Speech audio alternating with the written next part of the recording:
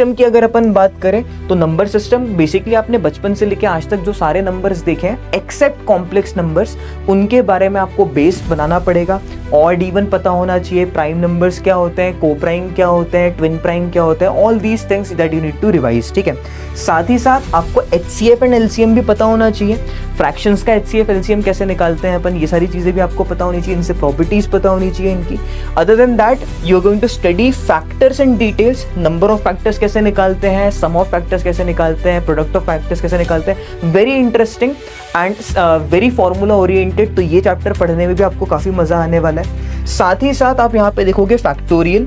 Factorial आपको शायद तक 11th का इंट्रोडक्शन में पता ही होगा, 5 factorial is basically 1 into 2 into 3 into 4 into 5। तो अब ये 5 फैक्टोरियल में कितने सारे ट्रेलिंग जीरोज होंगे, यहाँ पे 2 की मैक्सिमम पावर कितनी आने वाली है, इस टाइप के क्वेश्चंस आपको यहाँ पे फैक्टोरियल में पूछे जाते हैं। ट्रेलिंग जीरो का क्या मतलब होता है, तो ट्रेलिंग जीरो का मतलब ये है कि अगर आप एक प्रोडक्ट निकालते हो तो बेसिकली उसको सॉल्व करने के बाद एंड में कितने जीरो आते हैं। So these type of questions are very common in competitive exams, so this is very important when it comes to number system. Trailing zeros के ऊपर आप बिल्कुल प्रैक्टिस करना जरूरी है।